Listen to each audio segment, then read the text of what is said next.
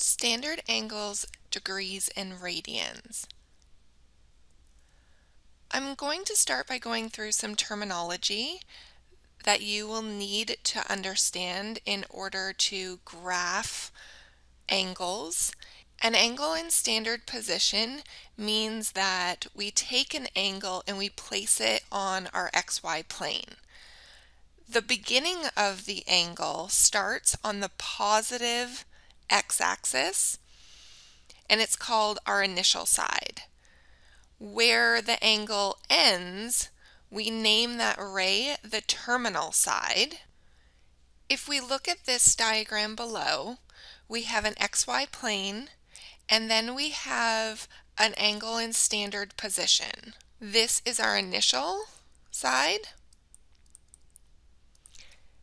and this ray over here is our terminal. I'm also going to talk about quadrants because we will be discussing that throughout this lesson. Quadrant 1 is the top right, quadrant 2 is the top left, quadrant 3, the bottom left, and quadrant 4, the bottom right. You'll notice that we have an angle in standard position and two different measures of angle, a positive measure of angle and a negative measure of angle. The positive measure of angle is moving counterclockwise, and it measures from the initial side to the terminal side.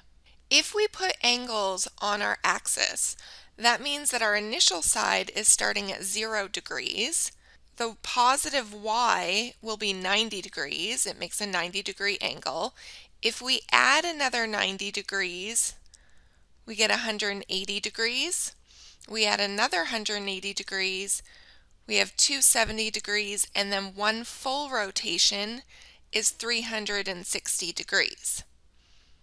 So that means that an angle in standard position that is 120 degrees must fall somewhere between our 90 degrees and our 180 degrees and therefore be in the second quadrant.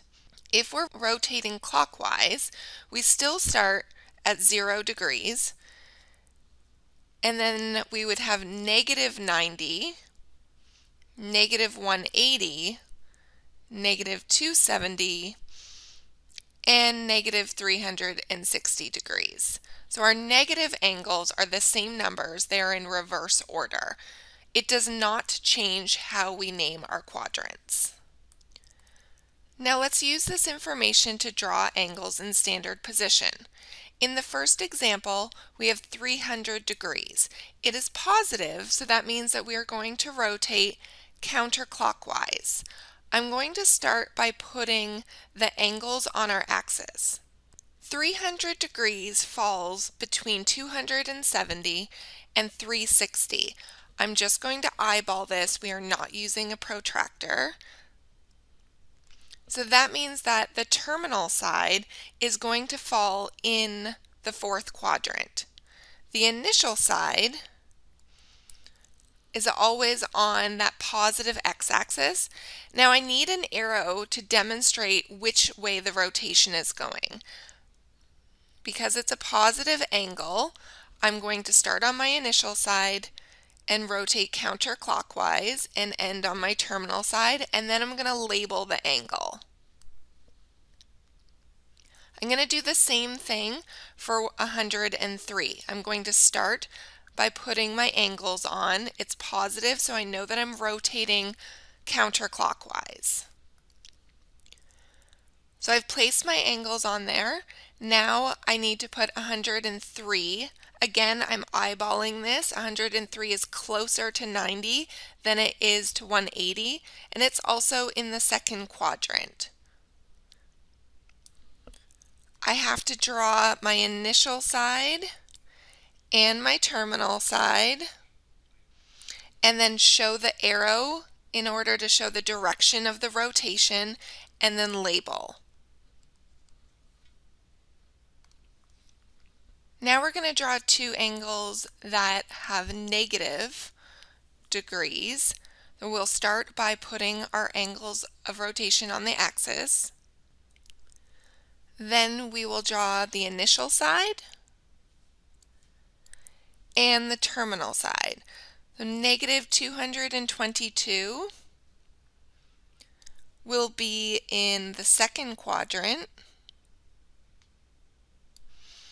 And then we show our rotation moving clockwise, and we put the measure of the angle on that rotation. For negative 440, well, that's greater than negative 360. So it looks like we have a full rotation. We have our initial side that we start with, and then we're moving clockwise because of that negative. So I'm going to do one full rotation first. After we rotate negative 360 degrees, we need to rotate another negative 80 degrees. Therefore, the terminal side will land in the fourth quadrant. And then we label negative 440 degrees. So notice that I show that rotation by going all the way around, which is the negative 360, and then another negative 80. Reference angles and coterminal angles. We're going to start with a definition for the reference angle. The reference angle is a positive acute angle. So remember, acute angle means between 0 and 90 degrees. That can represent any angle of measure. The reference angle is always the smallest angle that you can make from the terminal side of an angle. So where the angle ends, if you remember back to our standard angles, with the x-axis. So let's actually look at some visuals. I have this broken down into 4 different quadrants. So let's start with the first quadrant. It says that the reference angle has to be positive. So regardless of if we are measuring clockwise or counterclockwise, remember, clockwise would be our negative measure. If we're counting clockwise, our reference angle will still be positive, and I'll show you an example of that later. The reference angle is the angle that is made with the closest x-axis. So the red part here that I'm now highlighting with blue is the reference angle. So in the first quadrant, the terminal side and the reference side create the same measure of angle. Whereas in the second quadrant, we have the angle that starts in standard position, and the reference angle is only the distance between the terminal side and the closest x-axis. The third quadrant, again, our angle is in standard position. It would rotate all the way to the third quadrant, but the reference angle is only measured between the closest x-axis and the terminal side.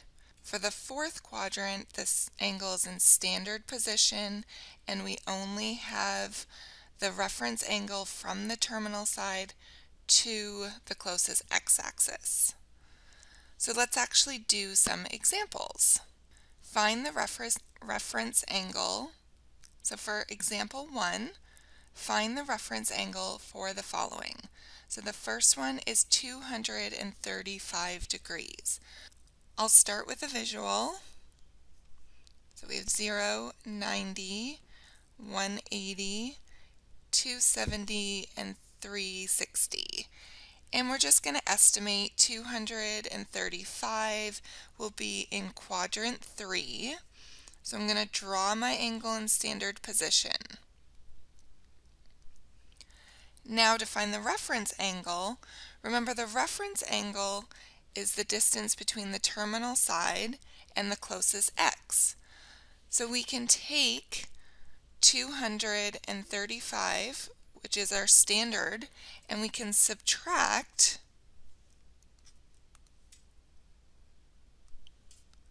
180 degrees. And what we're left with is our reference angle, which is 55 degrees. So if you're given a problem that tells you that we have a reference angle of 55 degrees and it's in the third quadrant, you should be able to calculate the actual angle in standard position. Pause the video right now and try C and D. Then I will show you the answers so you can check your work. 420, so we draw our graph, we label it in degrees, we draw our angle in standard position, which is the blue line. Our reference angle is the pink, which is between the x-axis and the terminal side. The x-axis has a degree of 360 because we've done one rotation. 420 minus 360 is equal to a reference angle of 60. Coterminal angles. Coterminal angles are angles who share the same initial side and terminal sides. Finding coterminal angles is simple as adding or subtracting 360 or 2 pi from an angle, depending on whether the angle is given in degrees or radians. So what we're saying is that you can be given an angle and it has coterminal angles, which means that you take that original terminal side and you just add or subtract multiples of one full rotation. Then every single time, visually, the terminal side would look like it's lying in the exact same spot, and yet it has a different angle. Let's look at some examples. Identify 2 positive and 2 negative angles that are coterminal with the given angle. So we'll start with 305 degrees and we'll graph that first. There's my angle. To find a positive coterminal angle, we're going to take this terminal side and we are going to rotate it around one additional time. And then we want it to land in the exact same side, coterminal. The terminal side is identical to the original terminal side. So we will take 305 and we will add one full rotation. So we end up getting 665. Now what if we took that original side and we did 2 rotations? Now for our second positive, we will take that original 305 and we will do 2 rotations. 1, 2. So we have 305 plus 2 rotations of 360. So there's our 2 positive coterminal angles. Now let's do the negative. We take that original 305 and we rotate it clockwise. 305 minus 360 brings us negative 55 degrees.